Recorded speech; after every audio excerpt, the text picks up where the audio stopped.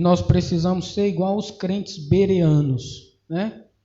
O pregador vai pregando e você vai conferindo na sua Bíblia.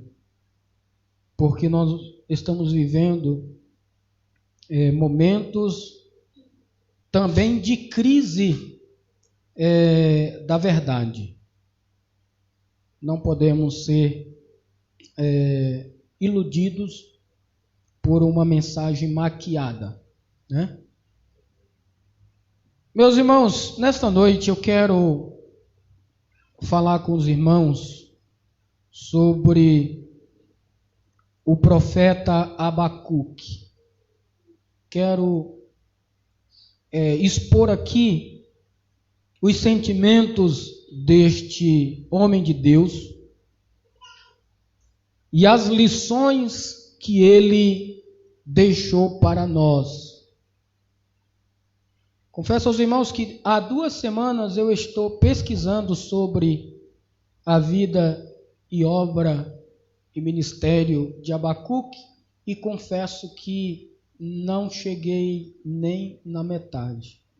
É um livro pequeno do ponto de vista escriturístico, ele tem apenas 3 capítulos. O profeta Abacuque, ele está entre os profetas menores, e abro aqui um parênteses para dizer que a nomenclatura não significa que ele foi um profeta inferior, e sim pelo conteúdo escrito que ele deixou. Por isso que ele é chamado de profeta menor. Bem, o capítulo que nós lemos é o capítulo 3, mas eu quero fazer um panorama dos 3 capítulos para a gente entender a mensagem de Abacuque. Bem, primeiro precisamos fazer aquela pergunta de praxe: quem foi de fato Abacuque? Né? A palavra Abacuque no hebraico, ela significa abraço, ou aquele que abraça. Não se sabe absolutamente nada, meus irmãos, a respeito da família de Abacuque. A Bíblia não menciona seus pais, seu pai, sua mãe, seus irmãos, se ele era de uma linhagem real, se ele era da nobreza, ou se ele era pobre, se Abacuque era um intelectual ou um homem mediano. A Bíblia, ela não menciona, mas não posso aqui dizer que Abacuque é um ilustre desconhecido, não. Porque nós, depois de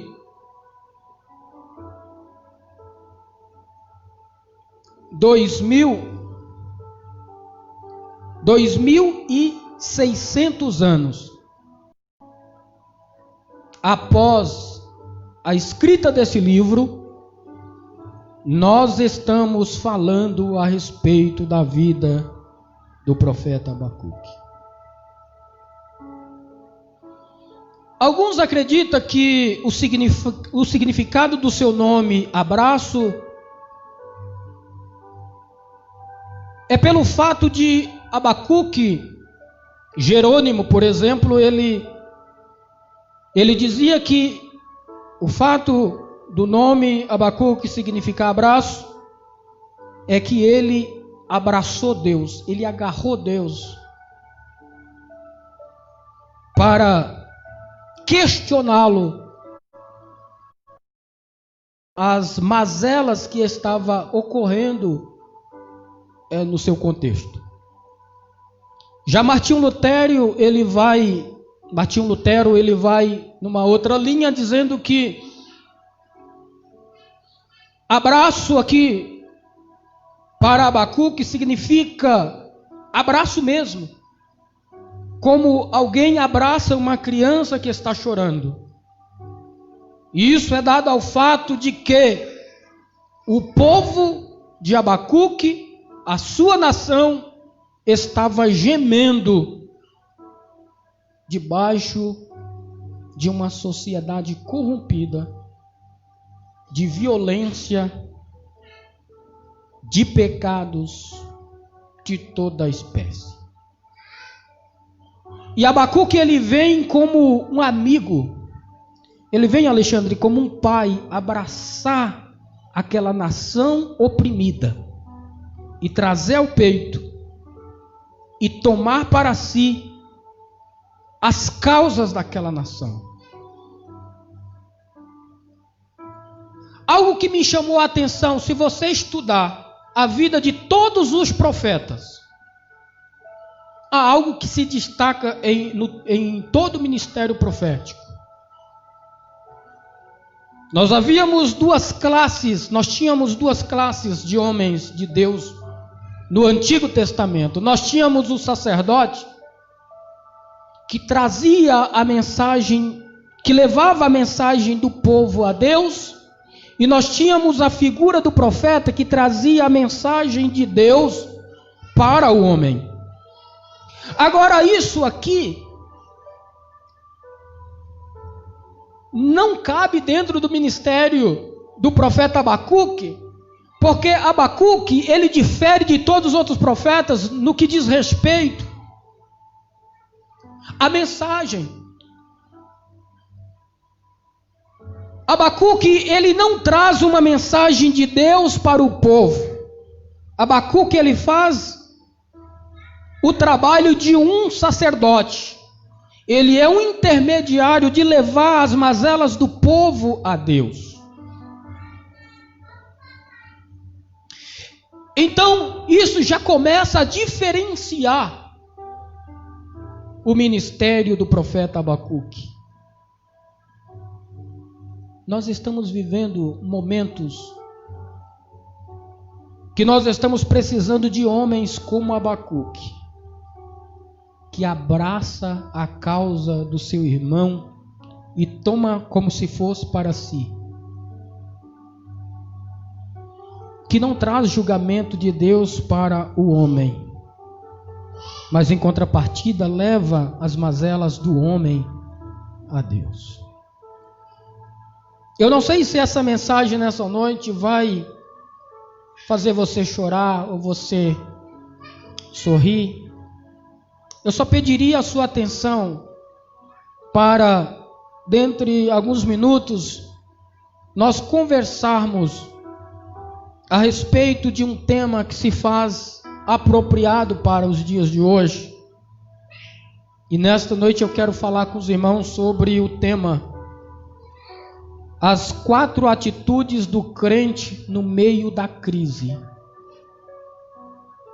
Na vida de Abacuque eu pude extrair essas 4 lições para nós outros nesta noite.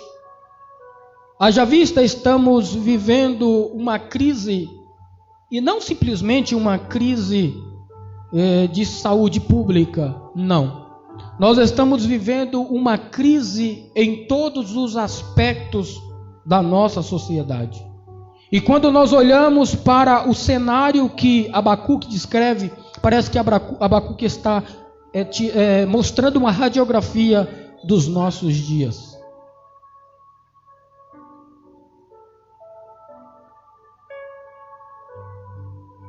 O contexto que o profeta Abacuque ele profetiza,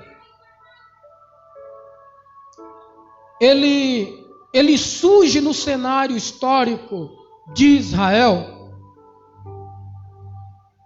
quando 3 potências mundiais governavam o mundo. A Síria, a grande potência.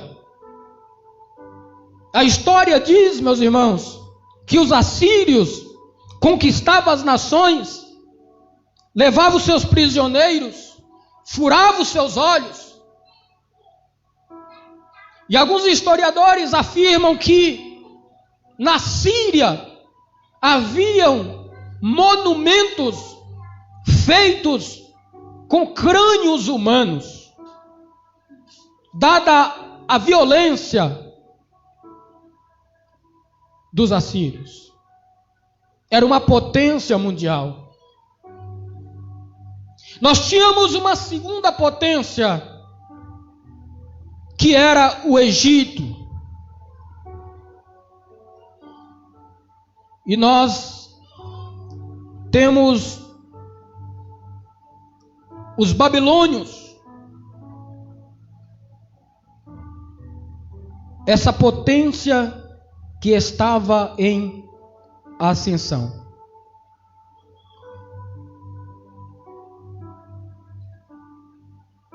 Então,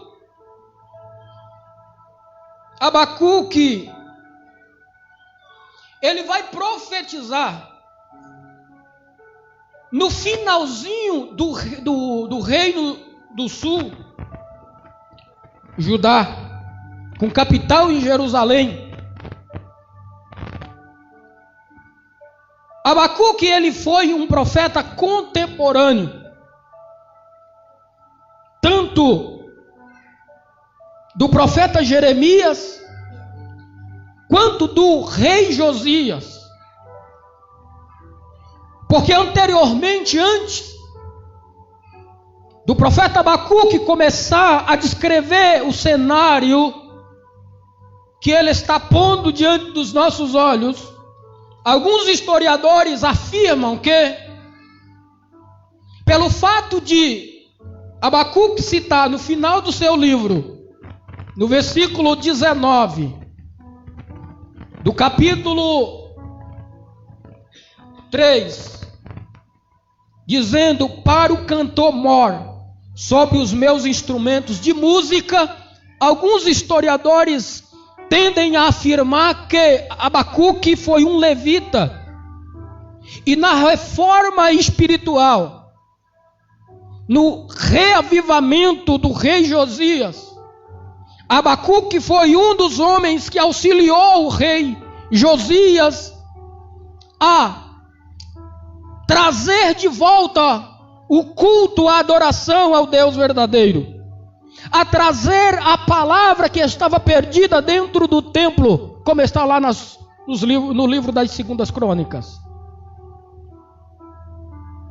Então, o profeta Abacuque, ele pegou um período de calamidade espiritual de Israel, passou por um período espiritual quando Josias governou o reino do norte.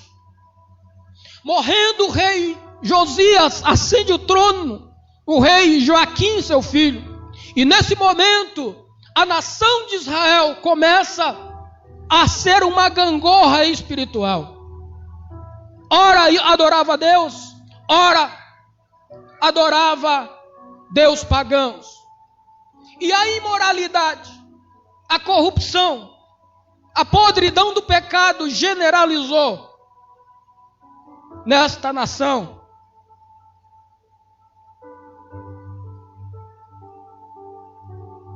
O reino do sul não tomou como exemplo o reino do norte, quando, através dos seus pecados, alertados pelos profetas de Deus, que Deus traria o juízo sobre as nações. Em 722 a.C., essa mesma Síria, essa grande potência mundial, ela entra em Samaria e durante 3 anos ela cerca Samaria e o reino do norte. Ele é destruído e levado cativo para a Síria.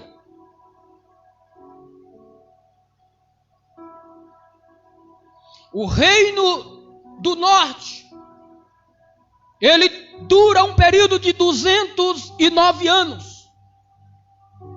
E durante esses 209 anos, Deus sempre usou os profetas para dizer: volte para Deus.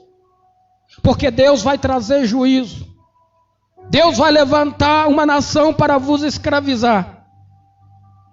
E os homens de Samaria não deram ouvidos à voz dos profetas. Mesmo esta lição não foi o suficiente para que o Reino do Sul, com capital em Jerusalém, viesse a voltar-se para Deus. Muito pelo contrário, quando Joaquim ascende o trono, a Bíblia diz que ele corrompe a nação.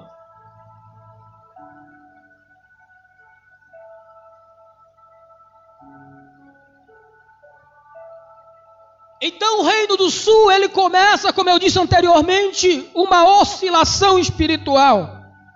Não tinha equilíbrio espiritual.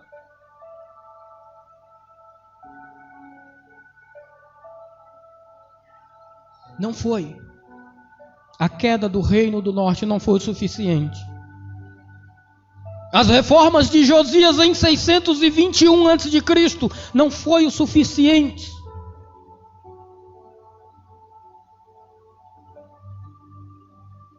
O poderoso império assírio, ele cai nas mãos dos babilônios no ano de 612 a.C. Eu estou descrevendo esse cenário para te dar um norte aonde e como o profeta Abacuque ele surge e qual foi a necessidade da sua mensagem. Então, em 612, os babilônios conquistam o Império Assírio. E em 605, em uma batalha famosa, chamada de Carquemes, a Babilônia derrota a potência egípcia comandada por Nabucodonosor, por Faraó Neco. E neste momento, quando Nabucodonosor derrota o exército do Faraó Neco, eles voltam humilhados para o Egito. Neste mesmo interim, os olhos da Babilônia voltam para Jerusalém. E aí começa a cumprir tanto a profecia do profeta Jeremias, quanto as alertas do profeta Abacuque. O profeta Jeremias, para os irmãos terem uma ideia, ele pega um cinto e amarra na cintura. Depois ele pega esse cinto e coloca na lama de um riacho. Depois de alguns dias, quando esse cinto está podre, ele tira e começa a pregar a nação. Assim como esse cinto está podre e fédido, assim os seus pecados estão fedidos diante de Deus. O profeta Jeremias pega uma canga de boi, coloca no pescoço e começa a dizer para Jerusalém: assim como essa canga de boi está no meu pescoço, Deus enviará uma nação para subjugar vocês.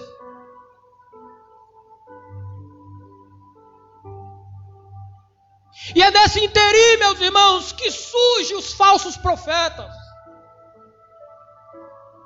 Jeremias é preso. Jeremias é chicoteado. Um profeta falso pega Jeremias, toma sua canga de madeira quebra no meio da praça, pega uma canga de boi de ferro, coloca sobre o seu pescoço e diz: Jeremias está errado, a sua mensagem é uma mensagem mentirosa.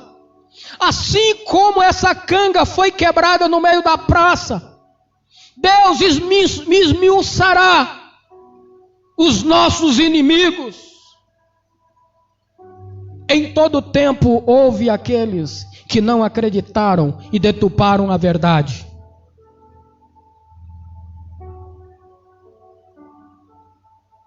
Portanto, meus irmãos, Nabucodonosor sitia Jerusalém.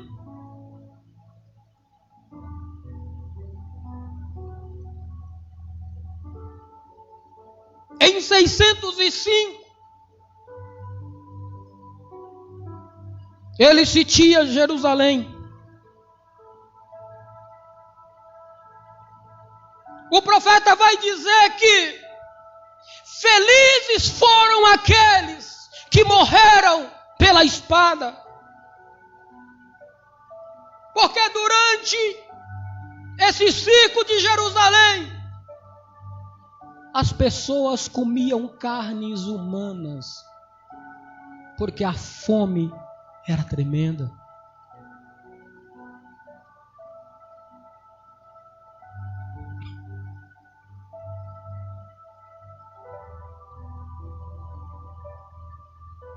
Portanto, o sítio de Jerusalém se deu em 3 fases, em 605, em 597, e a data mais conhecida para os historiadores é 586, quando Jerusalém ela é destruída. O templo de Jerusalém é destruído a fogo. Jerusalém fica na cinza.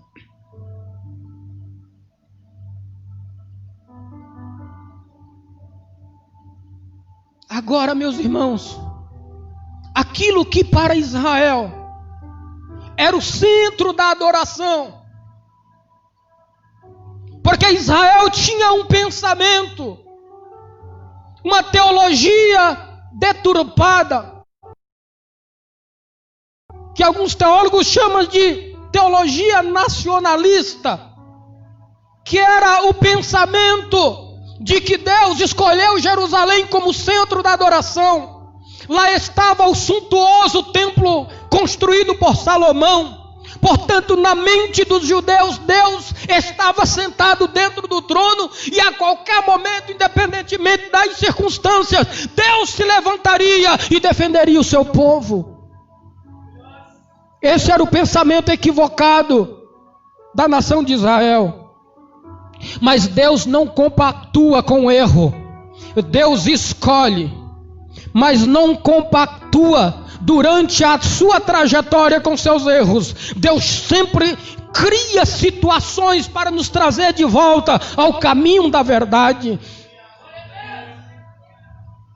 E eu acredito, meus irmãos, que Deus está usando este tempo para nos colocar no trilho novamente. E só vai sair do outro lado livre, cantando o hino da vitória, aqueles que adorar o nome do Senhor, independentemente das circunstâncias. Deixamos esse pensamento egoísta de que Deus está conosco todo o tempo, independentemente dos nossos pecados. Não. Deus não faz cócega no pecado. Deus não compactua com o erro. A Bíblia vai dizer em Jeremias capítulo 22, versículo 3, versículo 13 ao 17, que o reinado de Joaquim foi um reinado marcado por injustiça, traição e derramamento de sangue.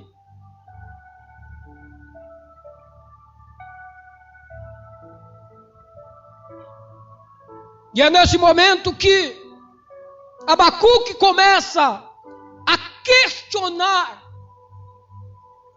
Alguns chegam ao ponto de chamá-lo de profeta filósofo. um poeta. Abacuque levanta as questões mais pertinentes do nosso tempo. O livro de Abacuque se divide em 3 principais mensagens. No capítulo 1, se você dá uma olhada no primeiro versículo, o peso que viu o profeta Abacuque. Então a primeira mensagem do livro de Abacuque é uma mensagem de peso, de responsabilidade. A segunda mensagem do livro do profeta Abacuque é uma visão. Capítulo 2, versículo 1.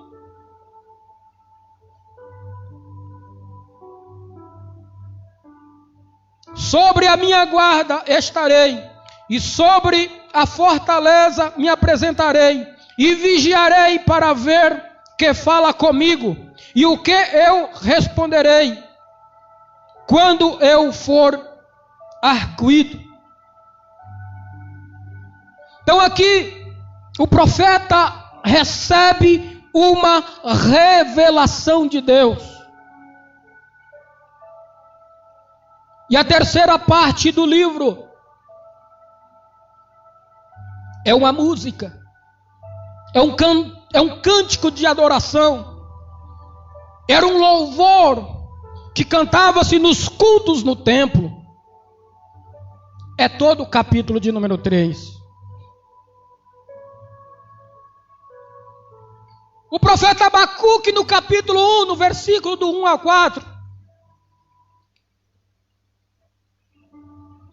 ele pergunta por que Deus permite a violência.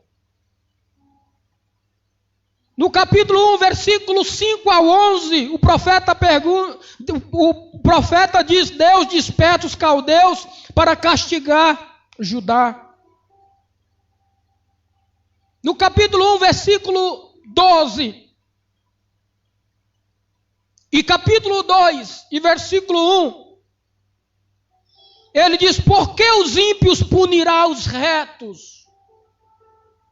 São questionamentos do coração de um profeta angustiado.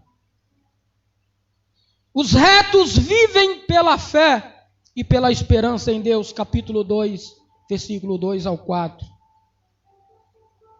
E no capítulo 2, do versículo 5 ao versículo 20, o profeta denuncia contra a injustiça. E no capítulo 3, do 1 ao 19, ele canta um salmo de louvor a Deus. Eu fiz todo esse panorama para mostrar a vocês o seguinte: a situação do contexto espiritual e político que Israel estava vivendo no momento.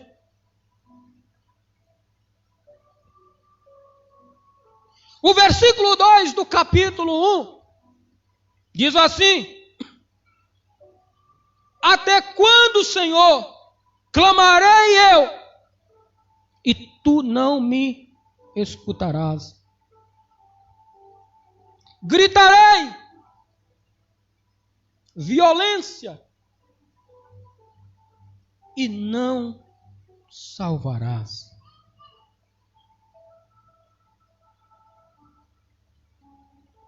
A primeira parte do versículo, quando diz até quando clamarei, a expressão aqui no hebraico é clamor, pedido. A segunda parte é um grito de desespero.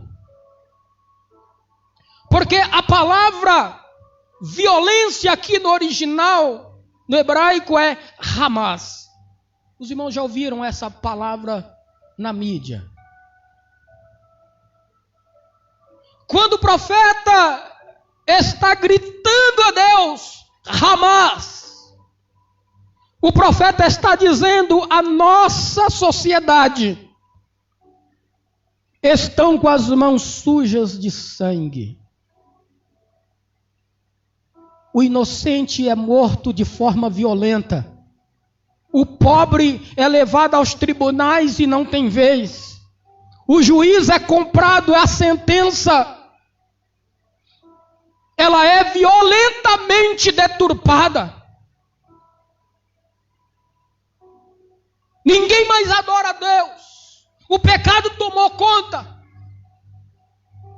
E a grande crise do profeta Abacuque era como Deus olhava para uma situação dessa e ele não conseguia conciliar a nação chamada de Deus naquela situação de criminalidade, de pecados, de violência, de violação da lei. Ele não conseguia comungar isso com a santidade de Deus. O clamor do profeta Abacuque era: porque Deus não intervém, porque Deus não age. Na cabeça do profeta Abacuque, Deus estava demorando a agir. Na cabeça do profeta Abacuque, aparentemente parece que Deus estava sendo conivente com aquela situação. E a angústia toma conta do coração de Abacuque, meus irmãos, e ele se encontra impotente diante daquela situação. Parece que nós estamos vivendo os tempos de Abacuque.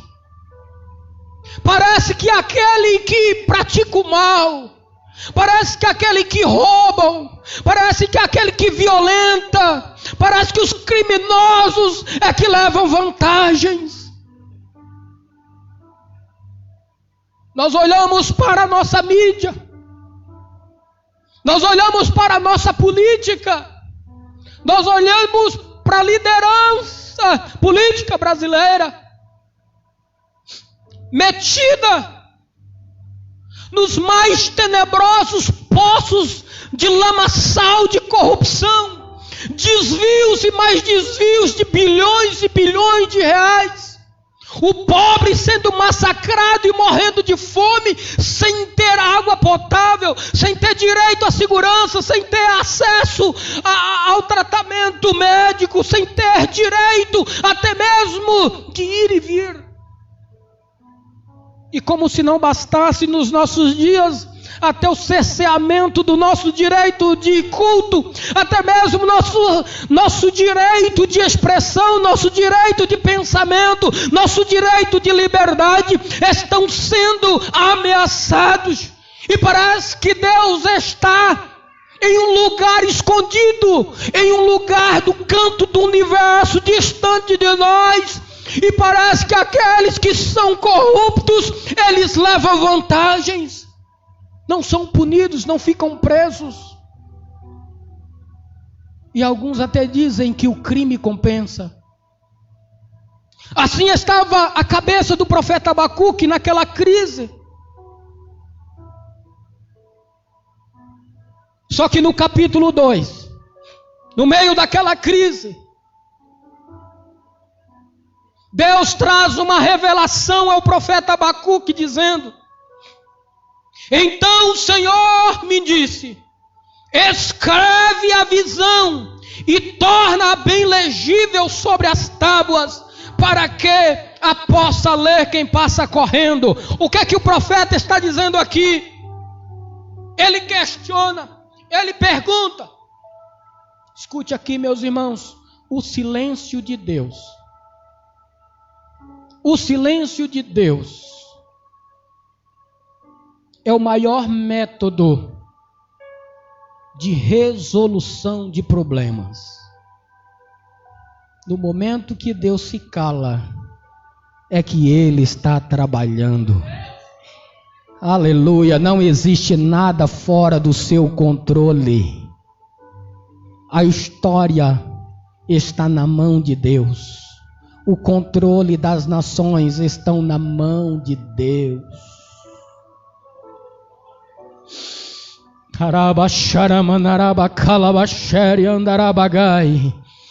Deus diz para o profeta: agora escreve aí, Abacuque, escreve em um outdoor, e coloque em um lugar alto para quem passar correndo de longe possa ler.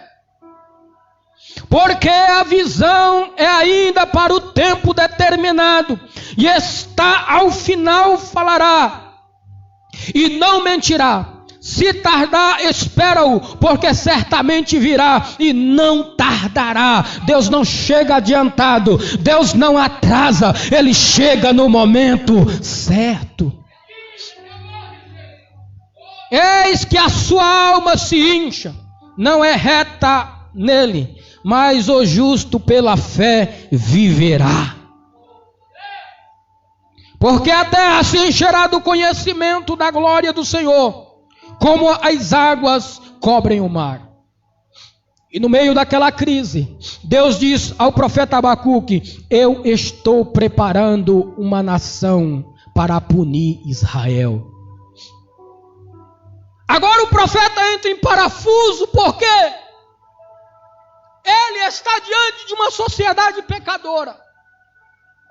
Israel havia desviado dos caminhos do Senhor. Agora Deus diz a Abacuque que vai usar uma nação ainda mais violenta e ainda mais pecadora para punir Israel. E aí Abacuque diz: Deus, não pode ser possível. Como o Senhor vai usar alguém que é mais ímpio para punir o justo? Sabe por quê? Porque a punição de Deus, o castigo de Deus, a correção de Deus começa pela sua casa. E olha só, a punição de Deus não é uma punição vingativa. A punição de Deus é pedagógica. Ela nos torna ao trilho. Ela nos coloca no centro da sua vontade. Ela nos coloca no centro da sua adoração. Eu não sei quais são as circunstâncias que você está vivendo nesta noite. Saiba de uma coisa: por mais que você esteja passando por um momento de aperto, saiba de uma coisa: isso pode ser um método pedagógico de Deus para lhe trazer para mais perto dele. Aleluias. Jesus disse a Pedro: o que eu faço agora você não entende, você vai entender depois. Tem muitos crentes que estão passando por um processo e não entendem. Abacuque também não entendia. Ele entendeu depois no capítulo de número 3. Pastor, e o que é o que eu devo fazer no meio da crise? Primeiro, a palavra e a oração nos conduz à restauração na crise. Capítulo 3, versículo 1 e 2. A oração do profeta sob a forma de canto. Ouvi, Senhor, a tua palavra e temi. Aviva, ó Senhor, a tua obra no meio dos anos, e no meio dos anos a notifica. Na ira lembra-te da tua misericórdia. Então a palavra e a oração nos conduz à restauração no meio da crise. A palavra de Deus causou um impacto na vida de Abacuque. No versículo 2 ele diz: eu ouvi, Senhor, a tua palavra e temir. Fiquei temeroso. Quando Deus fala, a estrutura humana abala-se. Se nessa noite o Senhor falasse ao nosso coração de uma forma que possamos nos estremecer nas nossas estruturas, a ponto de temer o Senhor, como fez o profeta Abacuque.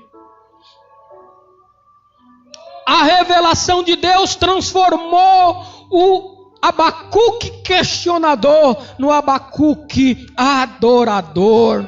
Aleluia.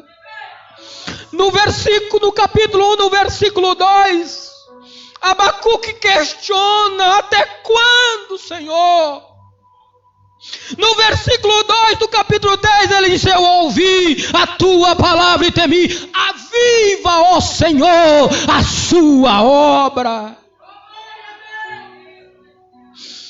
Aleluia! Quem ouve a palavra de Deus e firma-se na sua palavra, sai dos questionamentos, será, porque vai dar certo ou não. Aleluia, o Senhor é fiel para cumprir a sua palavra.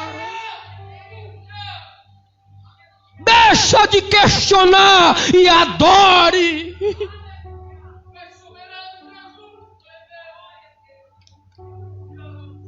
A revelação de Deus nos traz segurança.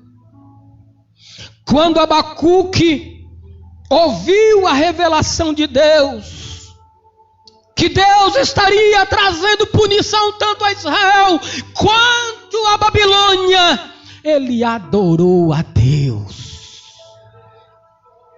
Portanto, a revelação de Deus nos traz segurança. Veja, meus irmãos, o que o salmista Davi escreve no capítulo de número 4.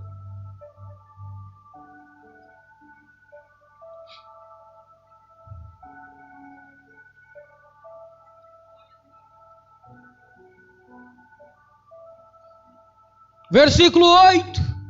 A revelação de Deus nos traz segurança. Davi disse: em paz também me deitarei e dormirei, porque tu, Senhor, me fazes habitar em segurança. Aleluia! Palavra de Deus. Palavra que muda, palavra que traz segurança, palavra que traz refrigério, palavra que transforma, palavra que liberta. Aleluia! A revelação de Deus nos põe de joelhos. Capítulo de número 3, versículo de número 2. Abacuque se põe de joelho e começa a orar. A palavra e a oração devem andar de mãos dadas. Palavra e oração não pode estar desassociada uma da outra. Aleluia! Crente que ora, crente que lê a Bíblia, crente que ora, crente que medita na Bíblia, não é crente que é levado pelos ventos deste mundo. A igreja primitiva reconheceu a necessidade da oração e da palavra. Em Atos, capítulo de número 6, veja comigo, no versículo de número 4, veja o que os apóstolos disseram à igreja: mas nós perseveraremos na oração e no ministério da palavra. Permaneça na oração. Tá ruim? Permaneça na oração. Tá bom? Permaneça na oração. Tá em crise? Permaneça na oração. Está desanimado? Continue na oração. Está angustiado? A palavra de Deus é refrigério e alegria para a tua vida nesta noite. Persevere na oração e no ministério da palavra. Essa combinação é uma vitamina que sustenta o crente no meio da crise. Aprenda a meditar na palavra, aprenda a orar.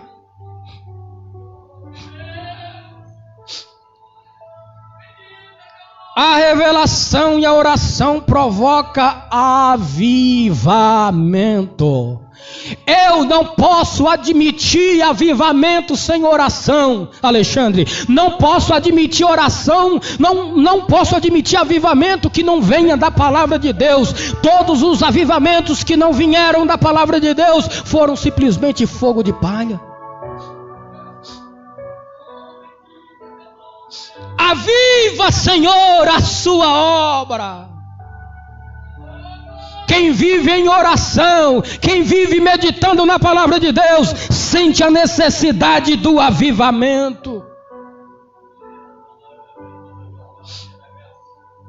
Abacuque entendeu que o melhor remédio para aquela crise era um avivamento provocado pela oração a partir da palavra.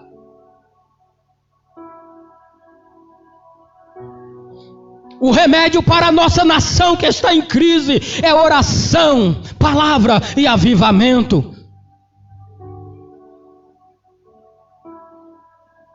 Segundo lugar, o avivamento no meio da crise nos leva de volta para Deus. Eu vou repetir, porque eu me apaixonei por este tópico. O avivamento no meio da crise nos leva de volta para Deus. Avivamento que não traz o homem para Deus não é avivamento. Não é avivamento. Por quê, pastor? Porque o avivamento verdadeiro, ele não é horizontal, ele é vertical, ele vem do alto para baixo. O avivamento verdadeiro vem do céu. O avivamento está sempre centrado na palavra. O rei Josias, no capítulo 34, versículo 14 e versículo 5 do livro das Segundas Crônicas, Israel está numa crise espiritual. E o rei Josias encontra a palavra de Deus perdida dentro do templo.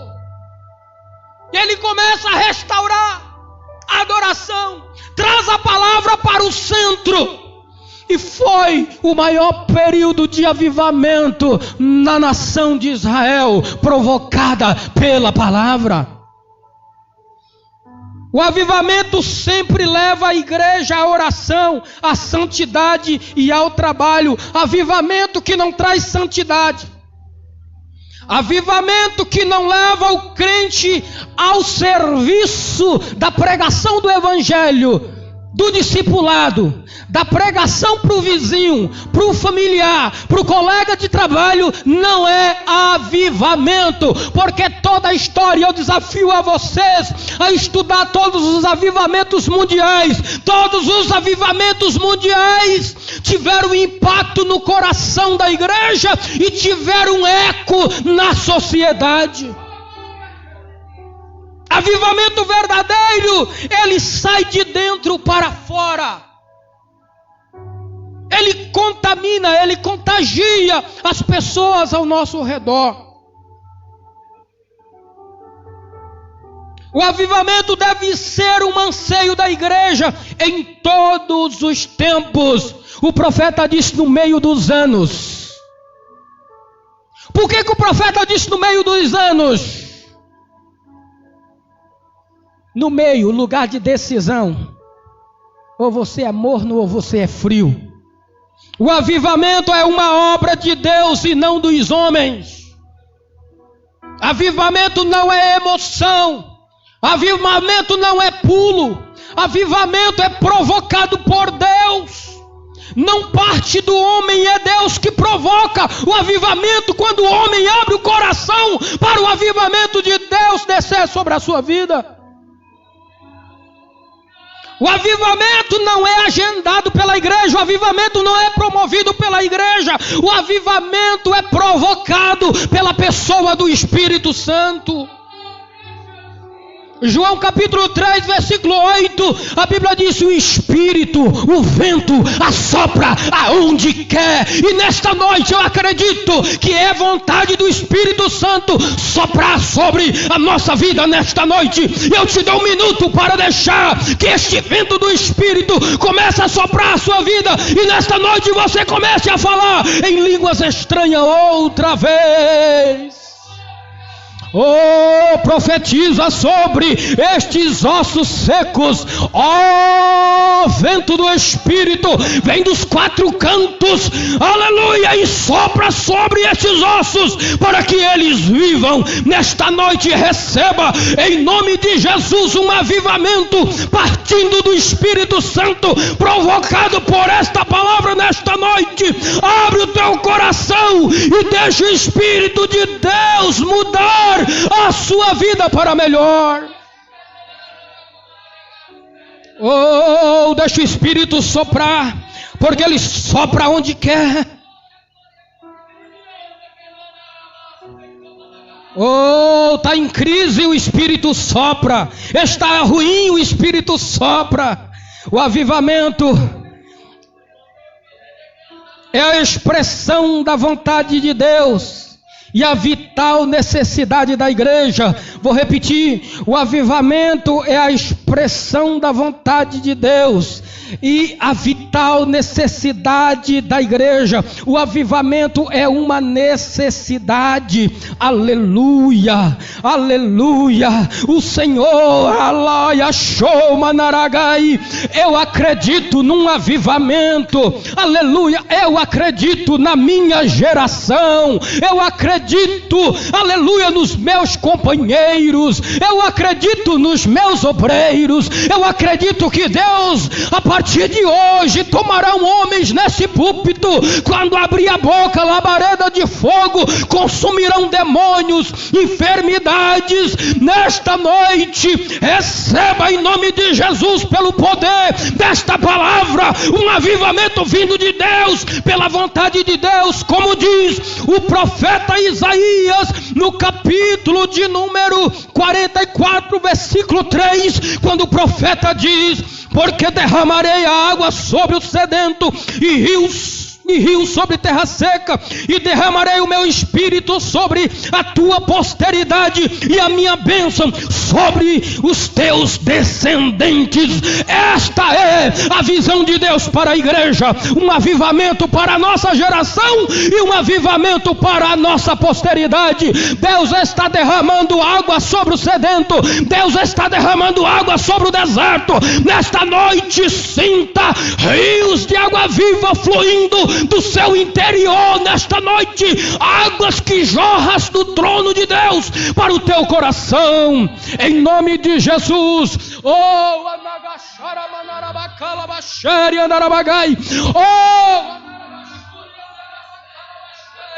Espírito Santo, a casa é sua, assim como tu fizestes nos tempos de Amós, assim como tu fizestes nos tempos de Ezequias, assim como tu fizestes nos tempos de Ezequiel, assim como tu fizestes no tempo de Joel, assim como tu fizestes nos tempos de Josias. Nesta noite aviva a tua igreja, nesta noite aviva o teu povo, nesta noite derrama água sobre a nossa vida, nesta noite derrama o teu poder sobre o nosso coração.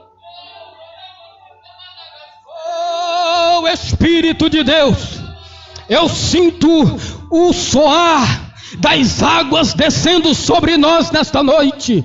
Aleluia, porque derramarei água sobre o sedento e rios sobre terra seca. Derramarei o meu espírito sobre a tua posteridade e a minha bênção sobre os teus descendentes. E o profeta Joel escrevendo, ele diz: nos últimos dias, diz o Senhor, do meu espírito derramarei sobre toda a carne. Os vossos velhos sonharão sonho, os vossos jovens sonharão, os vossos olhos dos vossos jovens terão visões. Nesta noite, a minha oração é que a oração de Abacuque, a oração de Joel, possa cumprir em nossos dias e que nós sejamos vitoriosos no meio da crise, a partir de um avivamento.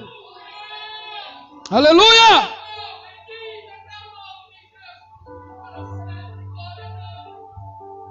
Se você crê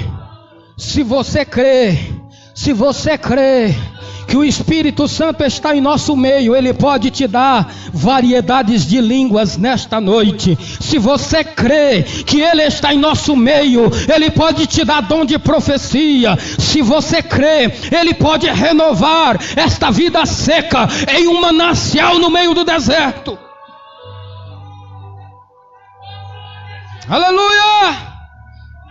Quando o avivamento chega, o avivamento capacita a igreja de poder para a pregação do Evangelho. Esta é Uma das funções do avivamento na vida da igreja, em Atos capítulo 1, versículo 8, diz: e recebereis o poder que há de vir sobre vós, aleluia, e ser-me-eis testemunhas, tanto em Jerusalém, Samaria, Judeia, até os confins da terra. Ao poder de Deus, o avivamento, o poder do Espírito Santo é para a pregação, é para a capacitação da pregação do Evangelho. Quando Abacuque entendeu que a mudança da sua sociedade, que a mudança de caráter precisava passar por um avivamento, ele clamou: aviva, Senhor, a sua obra no meio dos anos. Aleluia! Aviva, Senhor, o jardim das pedras no meio dos anos. Ah, Senhor,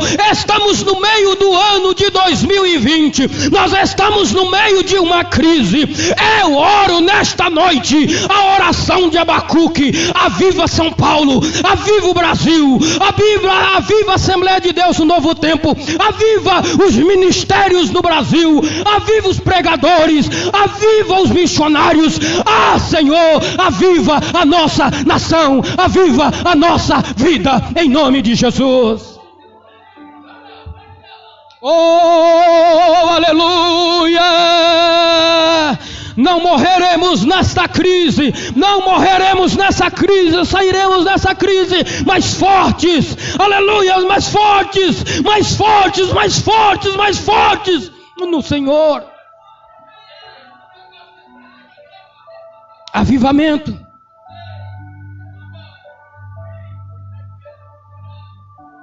Avivamento que provoca mudança na sociedade.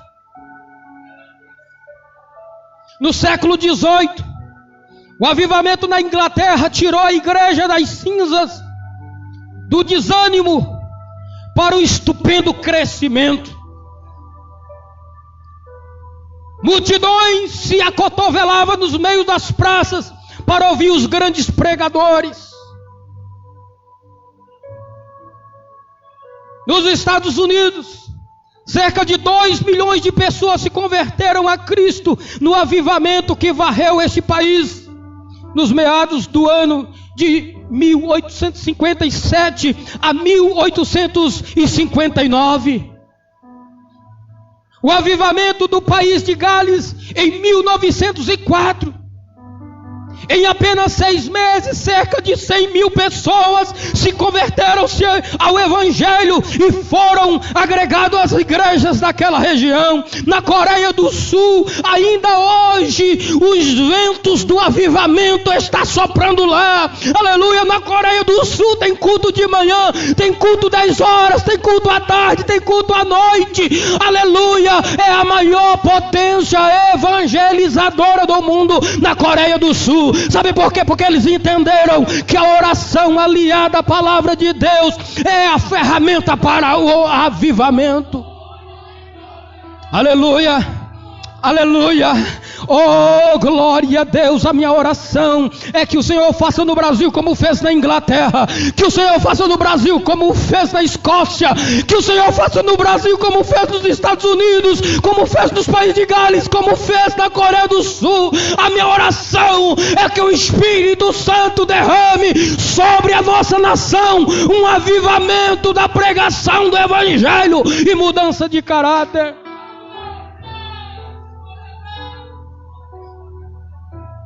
Aleluia!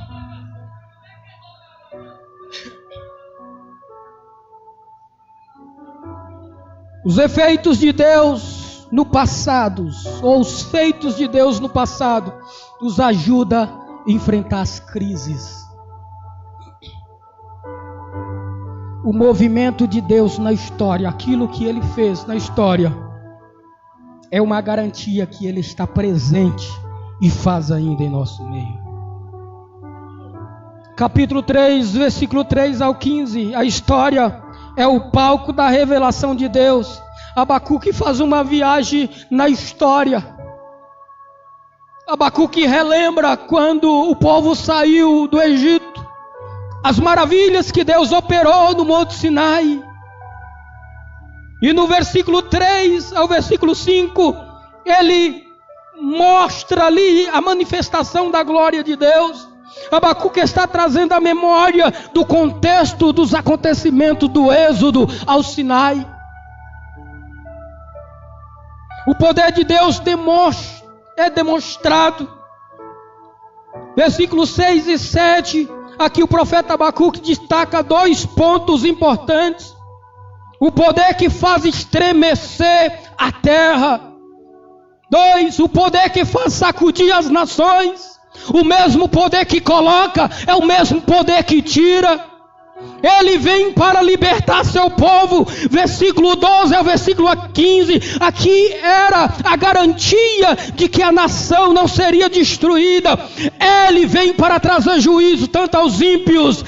Ele vem para demonstrar seu poder. Glória a Deus.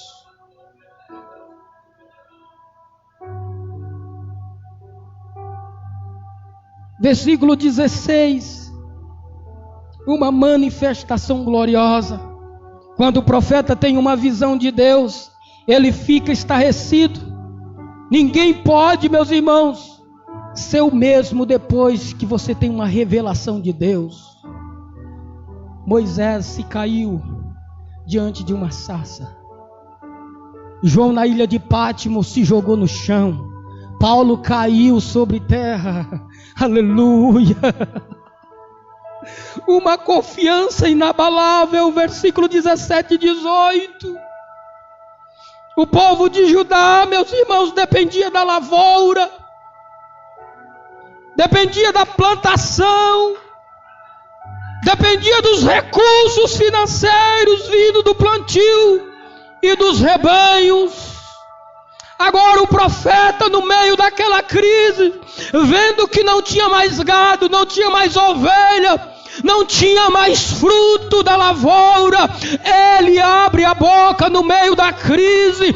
Ele começa o seu livro com prosa e termina o seu livro com poesia, dizendo: ainda que a figueira não floresça, ainda que o fruto da vide não dê mais, ainda que todas as circunstâncias pareça que não estejam ao nosso favor, portanto, ainda que a figueira não floresça, nem haja fruto na vide, o produto da oliveira minta, e os campos não produzam mantimento, as ovelhas da malhada não sejam arrebatadas, e nos currais não haja vaca, todavia eu me alegrarei no Senhor, e exultarei, aleluia, no Deus da minha salvação. O que é que o profeta está dizendo? Independentemente das circunstâncias, a minha adoração é incondicional. Se tiver almoço, eu adoro. Se tiver janta, eu adoro. Mas se não tiver, eu também adoro. Se eu estiver na crise, eu adoro. Se eu estiver na bonança, eu adoro. Elevo os meus olhos ao monte. De onde me virá o socorro? O meu socorro vem do Senhor que fez os céus e fez também a terra. Eu não sei qual é a crise que você está passando nesta noite. Se é crise emocional, se é crise financeira, se é crise do casamento, se é crise de doença, nesta noite, independente das circunstâncias, o Senhor está se manifestando no meio da crise. Ele não depende da economia, está pujante para te abençoar. Ele não precisa, aleluia, das empresas estarem abrindo portas. Ele abre porta aonde não tem porta. Ele não depende do governo federal, ele não depende do pastor, ele não depende do papa. Quando ele fala, está falado. Quando ele age com a sua própria vontade. Ele não é homem para que minta, nem filho do homem para que se arrependa. Ele vela sobre a sua palavra para cumprir. E nesta noite a minha oração é que a palavra de Deus se cumpra nos nossos dias, como foram nos dias de Abacuque. A alegria do crente deve ser incondicional. A alegria do profeta não estava condicionado àquelas circunstâncias boas ou circunstâncias de tragédias. era ultra circunstancial. Aleluia, glória a Deus. Que a sua alegria não seja uma alegria pautada no momento. Eu quero ler um texto com vocês e aqui encerrar essa mensagem. Em Atos capítulo de número 16. Oh, eu sinto a presença de Deus nessa noite. Aleluia. Oh, Espírito de Deus. Enquanto o mundo está gritando crise, nós gritamos: Cristo é a solução. Aleluia. Enquanto a ONU está preocupada com a fome, o salmista disse: eu já fui velho, já fui moço, hoje sou velho, e nunca vi o justo e nem sua descendência mendigar o pão. Aleluia.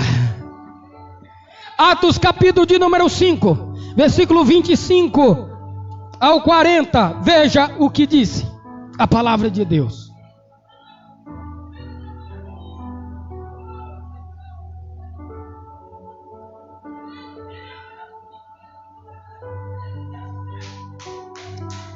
Oh, aleluia!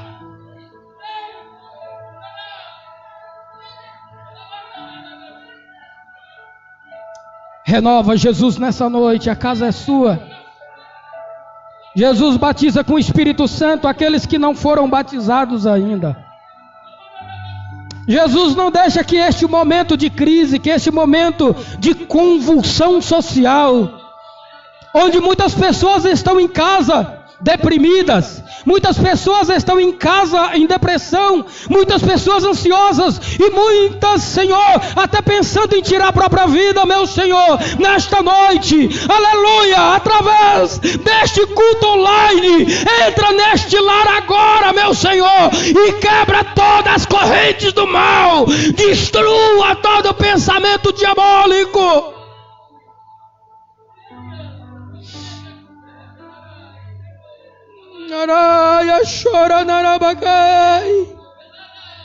E perto da meia-noite, Paulo e Silas oravam e cantavam hinos ao Senhor, e os outros presos escutavam.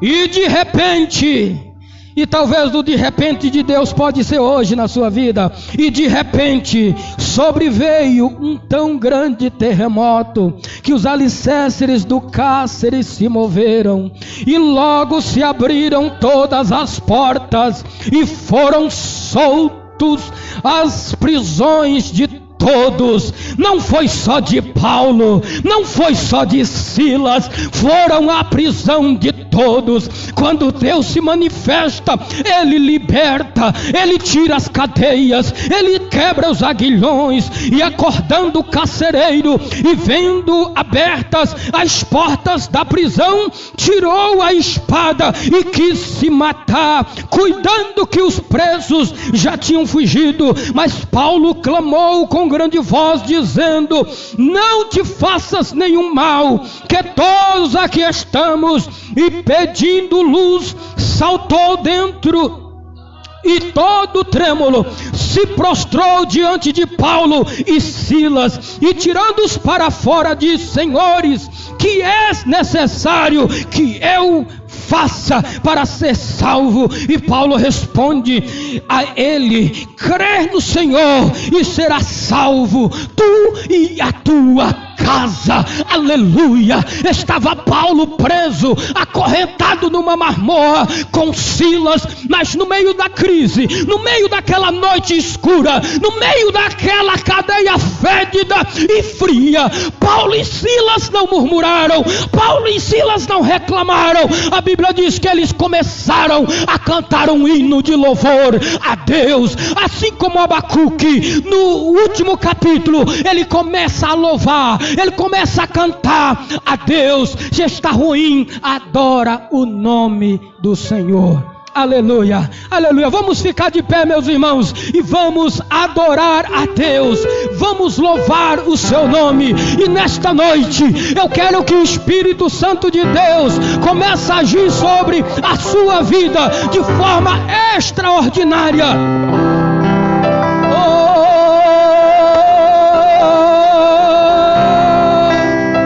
No momento em que os irmãos começarem a cantar, eu quero que você abra o seu coração e deixa o Espírito Santo de Deus agir na sua vida.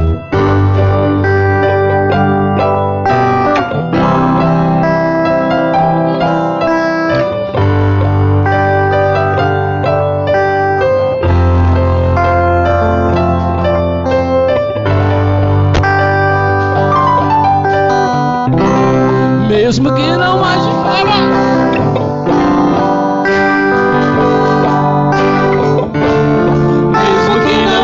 flores no jardim,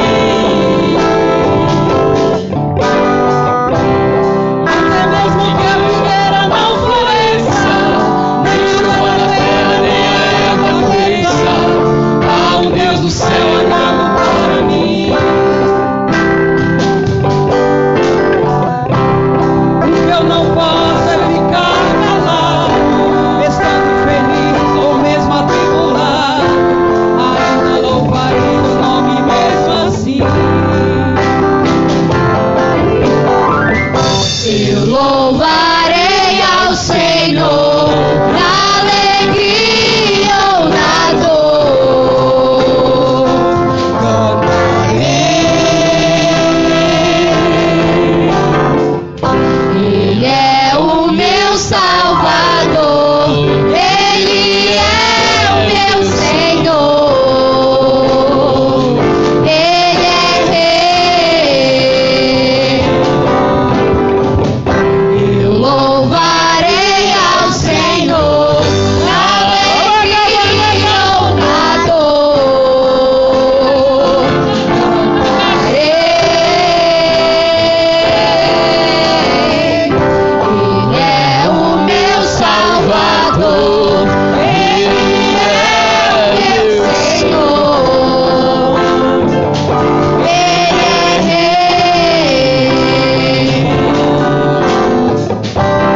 Mesmo que o fruto da figueira minta, mesmo que não haja chuva sobre a terra,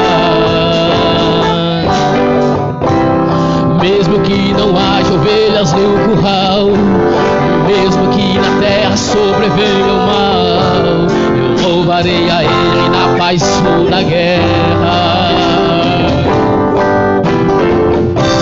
Eu louvarei seu nome enquanto viver, enquanto aqui na terra eu desaparecer. Mesmo assim o meu louvor encerra. Eu louvarei ao Senhor na alegria ou na dor, cantarei.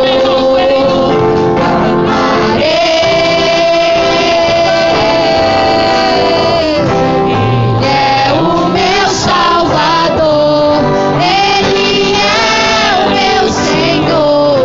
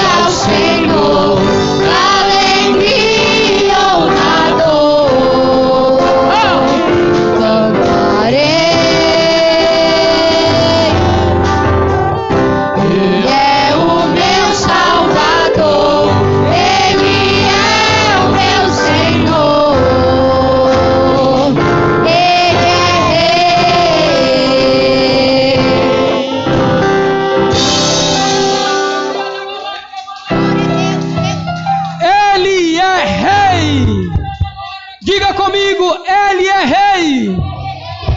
Ele é Rei. Aleluia. Glória a Deus. Meus irmãos, saia do seu lugar e traga a sua oferta aqui nessa noite. E nós estaremos em seguida orando nessa noite, agradecendo a Deus por este culto abençoado. Eu louvarei ao Senhor na alegria ou na dor, cantarei. Ele é o meu Salvador, Ele é meu Senhor.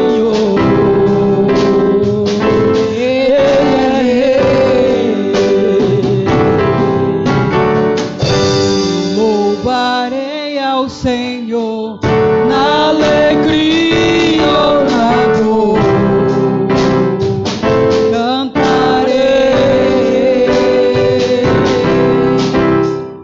Eu louvo o meu Salvador, Ele é o meu Senhor.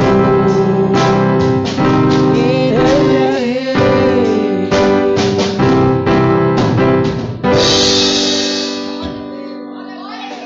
Meus irmãos, Deus abençoe a todos por aqui estarem. Na próxima terça-feira estaremos aqui para louvar a Deus com o ensinamento da palavra de Deus. Nessa terça-feira vai estar ensinando o evangelista Edinaldo. Na quinta-feira, culto abençoado com o pastor Alexandre. No domingo estará pregando o pastor Wilson. Alexandre, no outro domingo, você, tá? Um tempo aí bastante legal para estudar, pesquisar e trazer uma palavra de Deus ao coração da igreja. Então, próximo domingo, Wilson, o outro, pastor Alexandre. Meus irmãos, estaremos orando pelo Domingos, pela irmã Zezé, pela irmã Nazira e pelo pastor Paulo Barão, que está doente, está enfermo. Amém?